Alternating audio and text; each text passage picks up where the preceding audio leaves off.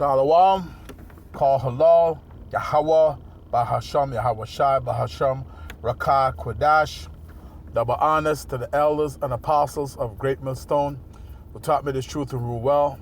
Salutation and salutations to the brothers out there that are laboring and pushing this truth and in sincerity and in charity, risking their lives and their freedom to do so.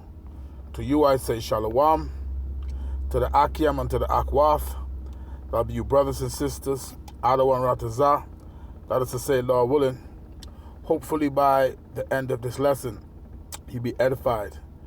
This is your brother Amawan Ibad from the GMS Miami camp, Heralds of Yahweh Shai 144, back again with another lesson through the spirit and power of Yahweh, Bahasham Yahweh Shai, to feed the lambs of Yahweh Shai as commanded.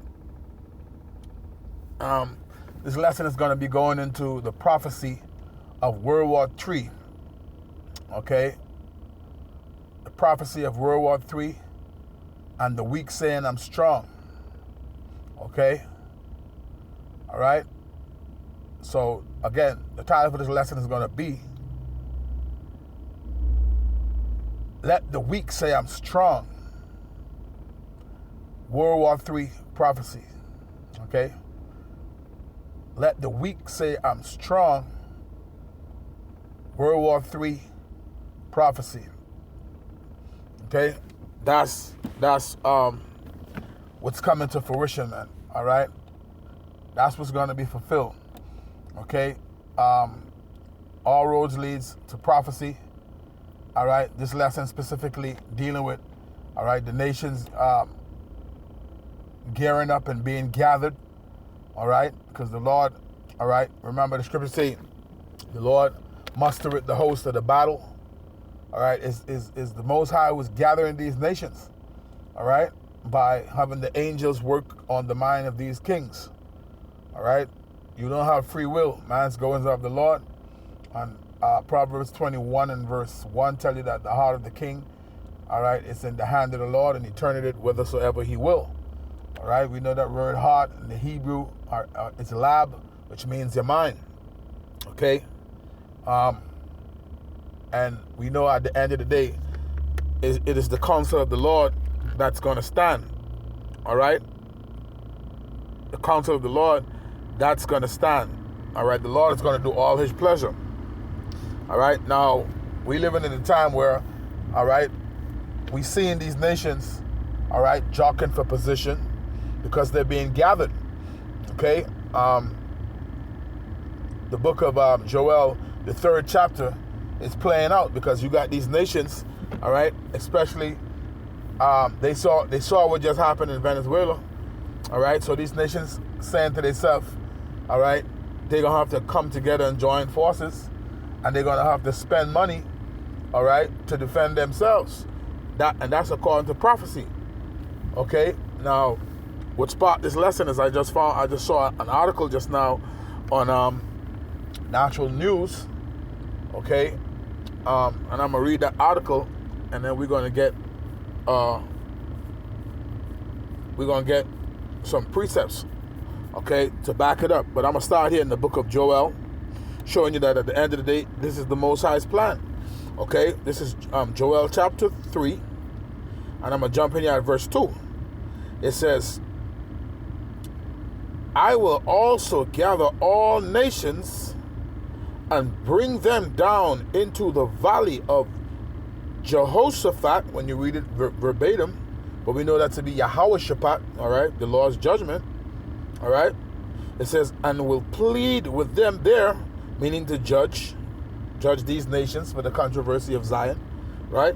It says, and will plead, meaning to judge, with them there for my people, right, the Israelites, and for my heritage, Israel, whom they have scattered among the nations and powdered my land. So this is for the controversy of Zion. The Lord said he's going to gather these nations together. So that's a future prophecy, man. Okay? And the Lord is gathering these nations together. When you read Ezekiel, the 38th chapter, it tells you how Gog is going to be a guard unto these nations. So now you have these different nations who are weak, once was weak, right? But now they're starting to invest into themselves, okay? And they're going to level out the playing field, because they're going to take away from the agriculture, the spending that they usually do on the agriculture, all right? Or things they do to prop up their economy, and they're going to start putting it into their military, okay? Start building their armies, okay? So I have, like I say, I found an article here real quick. Let's go and read some of this article, then we're going to get the featured scriptures. All right, so this is Natural News. Let me put up a quick disclaimer, okay? I don't own this article, nor do I have the right to this article. So my disclaimer would be the Copyright Act of 1976, all right, under Section 107, fair use, all right? Fair use could be used because I'm not profiting from this, okay? This is just for educational purposes, all right? So again, my disclaimer is Copyright Act of 1976, under Section 107, fair use, all right? Which gives way for things like teaching, okay, news reporting, okay, things of that nature, all right? I'm not profiting from this. So, again, the article is entitled, Asia Arms Up. This is from Natural News, all right? And this is January 8, 2026. So this is just yesterday. It says, Asia arms up. Military spending surges as regional tensions reach boiling point. See that? Asia arms up. Military spending surges as regional tensions reach boiling point. See? That goes in accordance with the book of Joel, the 3rd chapter, beginning at the 9th verse. And we're going to read some of that, but let's read the article. So it says here, I see a few bulletin points. Let me read one or two. This is Asian military spending is surging due to regional tensions as doubts about U.S. protection.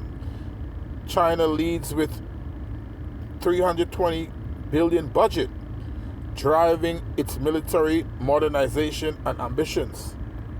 It says Japan has dramatically increased defense spending, overturning decades of pacifist policy. It says the U.S. is explicitly urging allies to spend more to counter an imminent Chinese threat.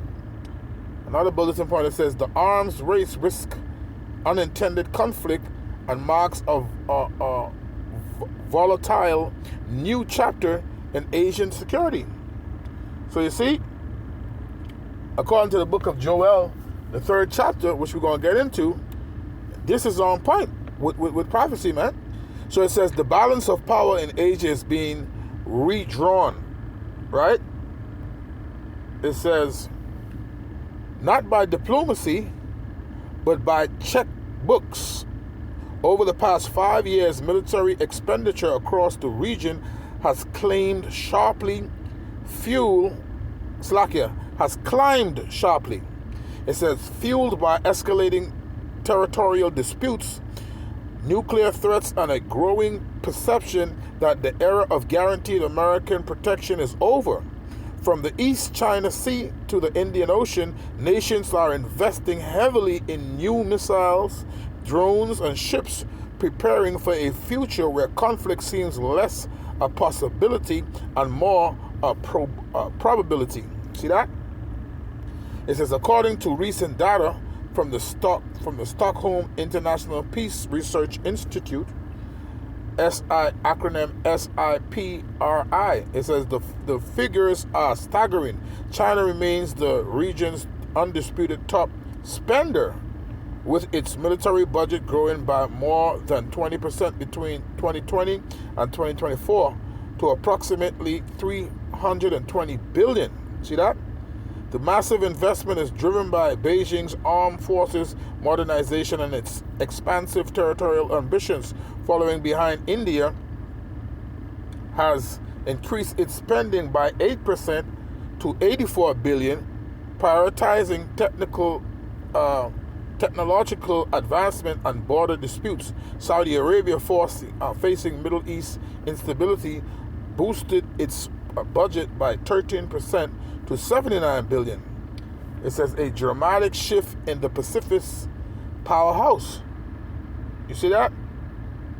It says perhaps the most symbolic shift is occurring in Japan, a nation long defined by its post-war pacifist constitution. Japan has accelerated defense investments by over 40% in recent years, with its military budget reaching 71 billion, significantly surpassing South Korea's spending. Parliament recently approves spending 2% of GDP on defense, a landmark target reached 2 years ahead of schedule.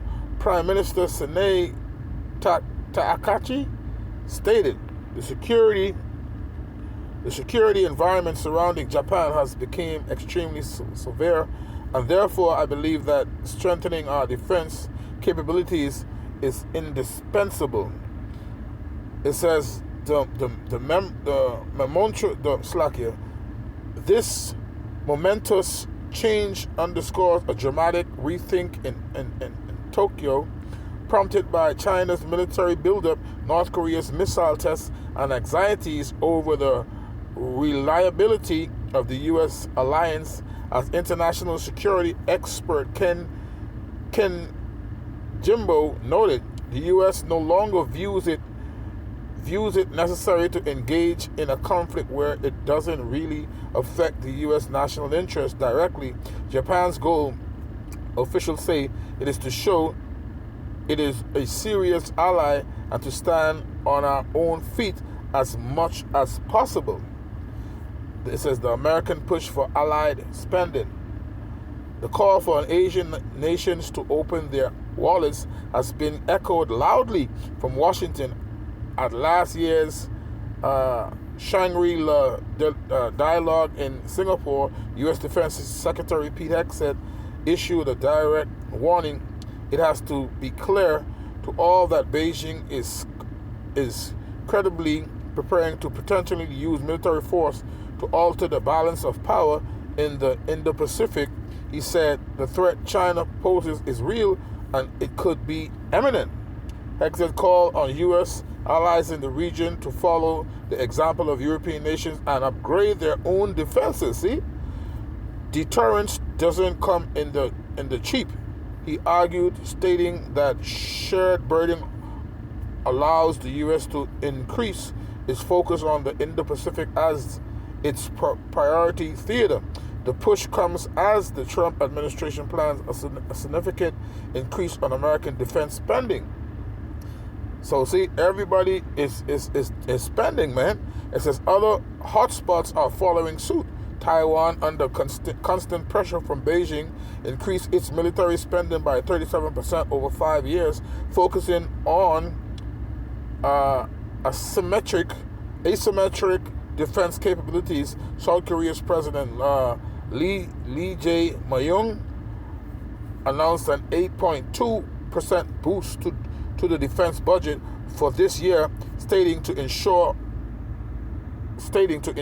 peace and prosperity for the Republic of Korea, we must not depend on anyone else but strengthen our own power. See that? Now, there's a little more on this to read, but I mean, you get the point. I don't think I got to read more on this. Okay, let's get to the scriptures. Okay, now we can continue back in the book of Joel, and we're going to jump down to verse 9, because that explains the whole point. All right? And remember, at the end of the day, this is all fulfilling prophecy, man. The Most High mustered the host of the battle. He's bringing this together. Okay? Revelation chapter 16 and verse 16. The Most High, the Lord said, you're going to gather them together in the valley of Armageddon. All right? This is Joel chapter 3 and verse 9. It says, proclaim ye this among the Gentiles. Prepare war. See? Man's will, all right, man, there's no such thing as free will. There is none that can resist the will of the Lord. All right? They're doing this because this is going to fulfill prophecy, man. Okay? It says, proclaim ye this among the Gentiles, prepare war, wake up the mighty men, let all the men of war draw near, let them come up. See? Oh, this is the point. The article we just read, right? It says, this is verse 10, showing that it's going to fulfill prophecy. It says, Joel 3:10, beat your plowshares into swords. Plowshares, they are farming tools, but it says beat it into swords, which is weapons of war. And it says, and your pruning hooks into spears. Pruning hooks are farming tools, right? Into spear. A spear is something like what you go to war with, right? It says, let the weak say I'm strong. So the nations that were weak, all right, they becoming strong because what they're doing, they defend spending now. They spending on defense. So they're becoming strong to fulfill prophecy. All right? And that's what's going to happen. Verse 11, it says, assemble yourselves and come. See? All ye heathen, and gather yourselves together round about thither. Cause thy mighty ones to come down, O Lord. See? Let the heathen be awakened and come up to the valley of Jehoshaphat, which we know to be Yahweh Shabbat, the Lord's judgment, Yahweh judgment. It says, for there will I sit to judge all the heathen round about. See? So, at the end of the day, that's what it's about. That's what it's about, man. That's what's going on. I quoted Revelation 16 and 16. Let me go to that and read it. Revelation chapter 16 and verse 16. Okay? As a matter of fact, I'm going to read verse 12 because this fulfills prophecy also. The Euphrates River is drying up. Okay? That's according to prophecy. Let's read it. Revelation chapter 16 and verse 12. And the sixth angel poured out his vial upon the great river Euphrates, and the water thereof was dried up, that the way of the kings of the east might be prepared. Right. Do a Google search and you'll see that the Euphrates River is drying up, man. That's the fulfilled prophecy. Okay? To make way for the kings of the east. Okay? Jumping down to verse 16, it says, and he gathered them. Who's the he? The Most High. And he gathered them, because he mustered the host of the battle. And he gathered them together into a place called in the Hebrew tongue Armageddon. All right? Okay? Har, Gad. Okay, Har meaning mountain. Gad meaning troop. The one make it plural. Okay, mountain of troops. Okay, Harmagad one. Okay, so this is the Most High doing, man. So these nations, okay, they leveling the playing field because they refocusing where they spend their money now. All right, so the playing field is going to be leveled out. Okay, and things are going to go according to prophecy, man. All right, even Babylon going to lose even her allies, man. Revelation 17 and I think it's 16. Chapter 17, verse 16, Revelation goes into how the beast shall hate the whore, man. They're going to even lose their allies, man. Okay? Babylon the Great. Okay? So I'm going to end it there, Lord, willing you were edified, giving all honor, glory, and praises unto Yahweh, Bahasham, Yahweh Shai, Bahasham, Rakakodash.